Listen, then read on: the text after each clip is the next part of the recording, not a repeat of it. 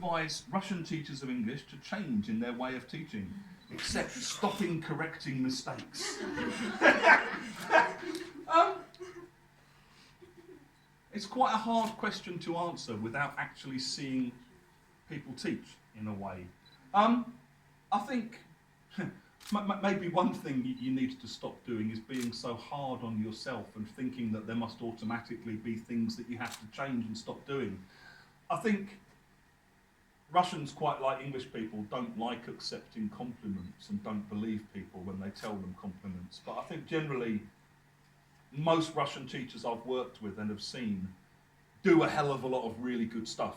And I think the fact that you've all learned English like you've learned it, and the fact that you've given up your weekend to be here, and that, you know, it shows that you're keen and motivated and interested and engaged in your profession. And, you know, give yourself a little pat on the back and be pleased with the fact that you've done that. I think probably, apart from the kind of obsession with correction, is learning to do a little bit more with a little bit less sometimes. And I think it's, like I said yesterday about the reading text, it's making sure you leave some space in the classroom for chit-chat, for talk, for interaction with the students. A bit like I was saying about that lesson with Will. I mean, I think there's a lot of that kind of teaching that happens here, where it's very intensive, it's very language focused, it's very serious, but there's not perhaps enough space just to kind of go off on little tangents and allow unusual things to happen. To get better at doing that means you have to start working from what the students are saying and actually listening to them and saying, yeah, I know what you mean, and rephrasing that. I think that's definitely one thing. I think another thing is probably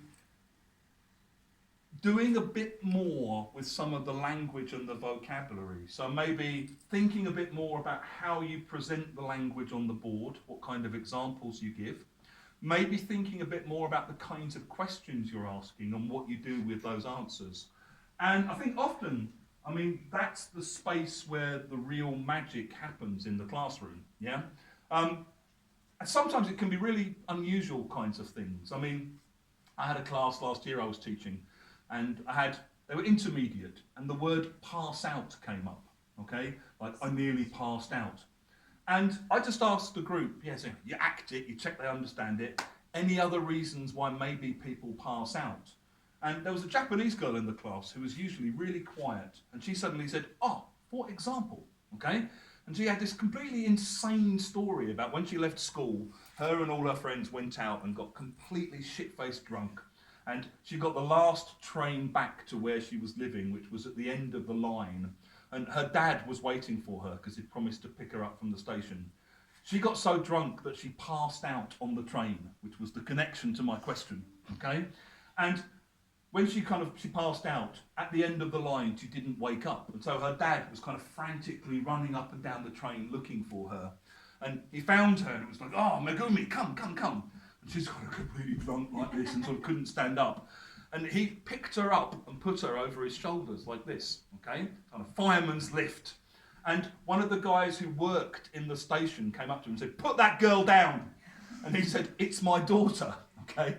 And the guy said, "They all say that," and punched him, okay?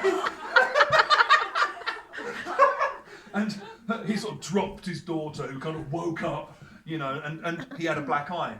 And the next morning she woke up with like the world's worst hangover, thinking I'm never going to drink again. And then also thinking, something else happened last night and I can't remember what it was. And she went downstairs to breakfast and her dad sitting there with this big black eye kind of going, "We need to talk, young lady." And this was like the best story she'd ever told. It was the best speaking I ever heard her do. And the whole class were like, "You, seriously?" She was very kind of formal and proper and sort of dressed like a secretary in an office. And she just had this deranged story, and it was like, we love you. You only get those kind of stories by just creating a little bit of space. You know, any other reasons why maybe people pass out? And, you know, 9 times out of 10, nothing interesting will happen when you ask those questions. The one time that it does happen, it's like, You know, for me, that's what I still love about teaching, is you come home from work and you go, "I got told this crazy story in class today." And it's just leaving that space, you know. It can be things like, I try to keep fit by going to the gym. Any other ways you can keep fit? One of my Brazilian students one day suddenly said, Zumba! So is that a Portuguese word? Because I don't know what that is. Zumba, you know Zumba. What's the one with the, not Zumba, Zorbing. Okay, Zorbing. This one, yeah? Oh, yeah. So I'm like, I have no idea what Zorbing is. And she said, you know Zorbing? And a couple of people in the room kind of go, and I don't know. She showed me a video of her in this plastic ball, like a transparent plastic ball where you stand like this, rolling down this great big hill. And I'm like, wow, okay, you do this for fun, seriously. This looks like some kind of torture chamber to me. And I come home and go, hey, do you know what Zorbing is? I know what Zorbing is. This is my Brazilian student.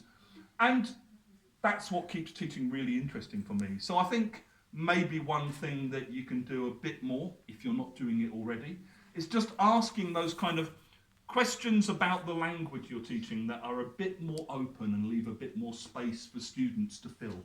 Yeah?